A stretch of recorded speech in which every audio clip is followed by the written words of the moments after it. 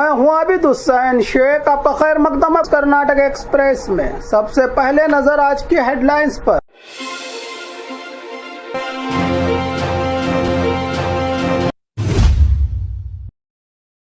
Iran Israel जंग का असर, कर्नाटक तक राइस एक्सपोर्ट रुका, 1800 राइस मिल्स पर बंद होने का खतरा। महिला सुरक्षा के लिए पुलिस और डिपार्टमेंट का ज्वाइंट एक्शन। दोस्त ही निकला दुश्मन, नकली पुलिस भेजकर दोस्त के घर 20 लाख की डकैती। बेंगलुरु पुलिस का अनोखा कदम, 50 महिलाओं को कराटे और सेल्फ डिफेंस की ट्रेनिंग।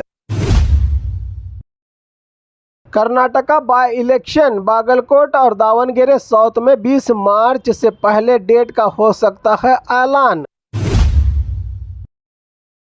विधानसौधा के सामने लड़कियों का हाई ड्रामा, बीच सड़क पर हाथापाई का नजारा।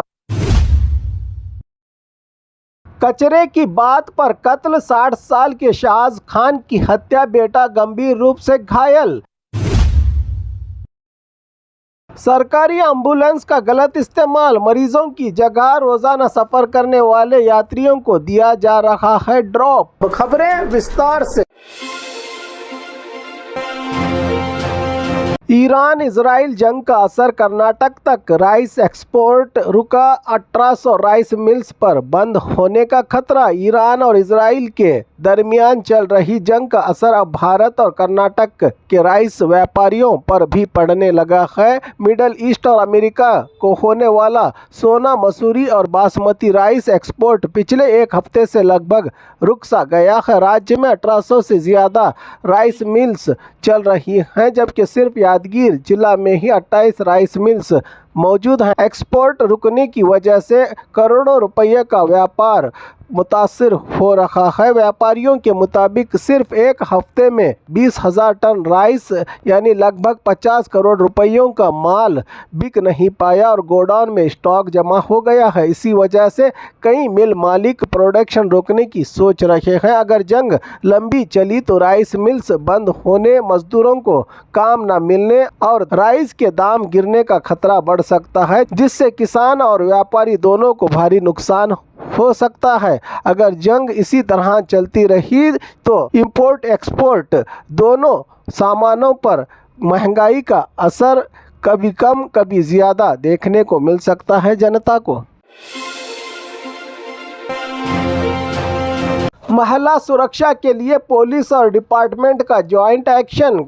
गदग जिला में महिलाओं की सुरक्षा के लिए अक्कापड़े स्पेशल टीम ने काम शुरू कर दिया है। ये टीम महिला और बाल कल्याण विभाग और पुलिस डिपार्टमेंट के ज्वाइंट ऑपरेशन के तौर पर बनाई गई है। सर्कल इंस्पेक्टर की लीडरशिप में ये टीम भीड़ भाड़ और सार्वजनिक इलाकों में राउंड्स लगाती है। टीम में महिला होमगार्ड्स और पुलिस स्टाफ शामिल होते हैं और ये 2 शिफ्टों में ड्यूटी को अंजाम देते हैं। इस टीम का मकसद महिलाओं की सुरक्षा, बाल विवाह रोकना, महिलाओं पर अत्याचार को रोकना और जागरूकता फैलाना है। कोई भी महिला परेशानी में हो तो 1098 या 112 या अपना पॉइंट हेल्पलाइन नंबर 181 या पुलिस नंबर पर कॉल करके मदद ले सकती है। यहाँ के लोगों और स्टूडेंट्स ने अक्कापड़े टीम की इस पहल को महिला सुरक्षा के लिए एक बड़ा और ज़रूरी कदम बताया है, जिससे इनकी वक्त रहते मदद हो सकेगी। दोस्त ही निकला दुश्मन, नकली पुलिस भेजकर दोस्त के घर 20 लाख की डकैती।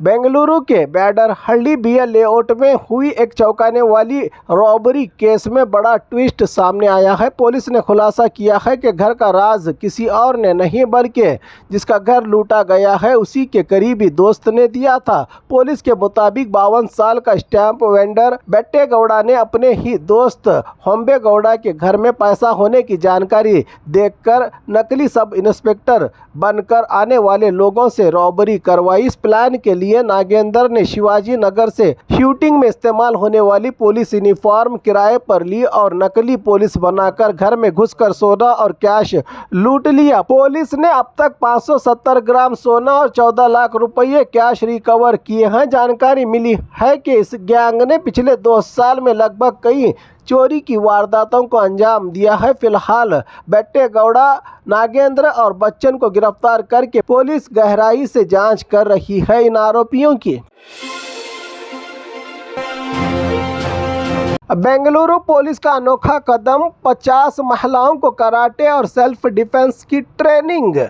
बेंगलुरु पुलिस ने खास इनिशिएटिव उद्देश्य लेकर महिलाओं को सेल्फ डिफेंस ट्रेनिंग दी है। इस प्रोग्राम में साउथ वेस्ट डिवीजन के डीसीपी अनीता बी हद्दनवर की टीम ने लगभग 50 महिलाओं को कराटे और मार्शल आर्ट्स की ट्रेनिंग दी। ये training OSK federation of India, जो देश की बड़ी कराटे स्कूल मानी जाती है, के साथ मिलकर ऑर्गेनाइज की गई। इस दौरान रानी चन्नम्मा पुलिस टीम ने टाइल्स ब्रेकिंग और सेल्फ डिफेंस टेक्निक्स का डेमो भी दिया, जिसने सबका ध्यान उनकी ओर आकर्षित किया। पुलिस ऑफिसर्स ने बताया कि मार्शल आर्ट्स सीखने से महिलाओं में कॉन्फिडेंस, कवरेज और सेल्फ प्रोटेक्शन की ताकत और बढ़ती है। इमरजेंसी हालात में कैसे अपनी और दूसरों की सुरक्षा, ये भी ट्रेनिंग में सिखाया गया। इस इनिशिएटिव को लेकर महिलाओं ने खुशी जाहिर करते हुए कहा कि ऐसी ट्रेनिंग से उन्हें हिम्मत और सुरक्षा का एहसास मिलता है और हर लड़की को self defence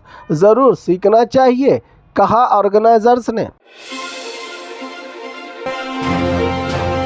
Karnataka by election, Bagalkot और दावणगेरे साउथ में 20 मार्च से पहले डेट का हो सकता है ऐलान। कर्नाटक में बागलकोट और दावणगेरे साउथ सीट पर होने वाले बाय इलेक्शन का सियासी माहौल गर्म हो गया है। बागलकोट से एच.वाई. मेटी के निधन और दावणगेरे साउथ से शामनूर शिवशंकरप्पा के निधन के बाद होने वाले इस बाय इलेक्शन में रिपोर्ट्स के मुताबिक 20 मार्च से पहले बाय इलेक्शन की तारीखों का ऐलान हो सकता है। इसी बीच 14 मार्च को सीएम सिद्धरामैया बागलकोट का दौरा करने वाले हैं, जहां वो मेडिकल कॉलेज समेत कई डेवलपमेंट प्रोजेक्ट्स का शिलान्यास करेंगे। माना जा रहा है कि इलेक्शन से पहले डेवलपमेंट्स प्रोजेक्ट शुरू करके वोटर्स को अपनी तरफ करने की स्ट्रैटेजी बनाई गई है। पॉलिटिकल सोर्सेज के मुताबिक बागलकोट सीट के लिए कांग्रेस का टिकट लगभग मल्लिकार्जुन मेटी को मिलना तय माना जा रहा है। पार्टी के अंदर चल रही ग्रुप पॉलिटिक्स को भी सुलझाने की कोशिश हो रही है, तो दूसरी तरफ दावणगेरे में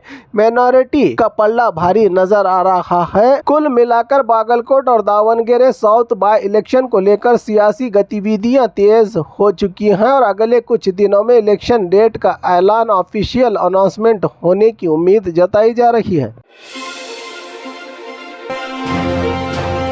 विधानसौधा के सामने लड़कियों का हाई ड्रामा, बीच सड़क पर हाथापाई का नजारा। बेंगलुरु में विधानसौधा के सामने कल शाम लगभग 6 बजे जबरदस्त हाई ड्रामा देखने को मिला। कुछ लड़कियों के 2 ग्रुपों के बीच वीडियो को लेकर झगड़ा शुरू होने की बात सामने आई है। वजह खुलकर पता नहीं चल पाई, जो धीरे धीरे हाथापाई और खींचातानी तक पहुंच गई। गवाहों के मुताबिक लड़कियां बीच सड़क पर एक दूसरे को पकड़कर खींचने लगी और हिंदी भाषा में बहस और गाली गलौज भी हुई, बताया गवाहों ने। जबकि उत्तर भारत की ये लड़कियां होने की बात कही जा रही है, जिससे वहां काफ़ी देर तक तनाव और हंगामा मच गया। मौके पर मौजूद यहां के लोकल लोगों और राह चलने वाले लोगों ने बीच बचाव करके लड़कियों को शांत करने की कोशिश की, तब जाकर हालात कंट्रोल में आए। इस पूरे घटना का वीडियो भी सामने आया है, जो खूब वायरल हो रहा है, जिसमें विधानसौधा के सामने लड़कियों का झगड़ा और हाई ड्रामा साफ दिखाई दे रहा है।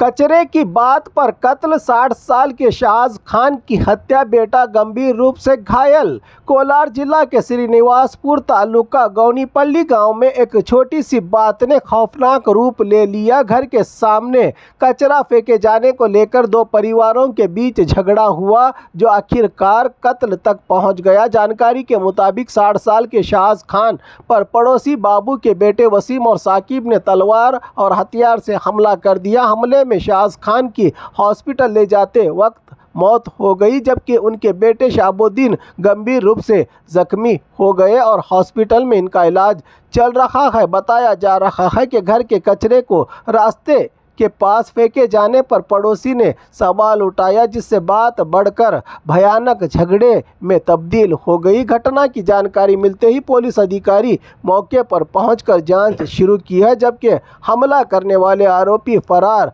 बताए जा रहे हैं। पुलिस ने केस दर्ज करके आरोपियों की तलाश तेज कर दी गई है। सरकारी एम्बुलेंस का गलत इस्तेमाल, मरीजों की जगह रोजाना सफर करने वाले यात्रियों को दिया जा रहा है ड्रॉप। गदग जिम्स सरकारी हॉस्पिटल से एक हैरान कर देने वाला मामला सामने आया है। मरीजों के लिए रखी गई सरकारी एम्बुलेंस को आम लोगों के ट्रांसपोर्ट के लिए इस्तेमाल किया जा रहा है। इनको लाने और ले जाने के लिए रिपोर्ट्स के मुताबिक हॉस्पिटल से गदग सिटी तक 3 से 4 किलोमीटर के सफर के लिए एम्बुलेंस में लोगों को बिठाकर ड्रॉप किया जा रहा है। वीडियो में भी देखा गया है कि कई लोग एक साथ एम्बुलेंस में बैठकर जा रहे हैं, जैसे किसी पब्लिक ट्रांसपोर्ट व्हीकल की तरह यूज किया जा रहा हो। आरोप है कि ड्राइवर्स रोजाना लोगों को ड्रॉप सर्विस दे रहे हैं और कई बार लोगों को भीड़ की तरह एम्बुलेंस में भर भर कर ले जाया जाता है। सबसे बड़ी बात यह है कि एम्बुलेंस इमरजेंसी और मरीजों के लिए होती है, लेकिन अगर इसी वक्त किसी को सच में इमरजेंसी की सेवा हो तो एम्बुलेंस की कमी पड़ सकती है। ये वीडियो सोशल मीडिया पर वायरल होने के बाद हेल्थ डिपार्टमेंट और हॉस्पिटल मैनेजमेंट पर सवाल उठ रहे हैं कि आखिर एम्बुलेंस का ऐसा मिसयूज कैसे हो रहा है।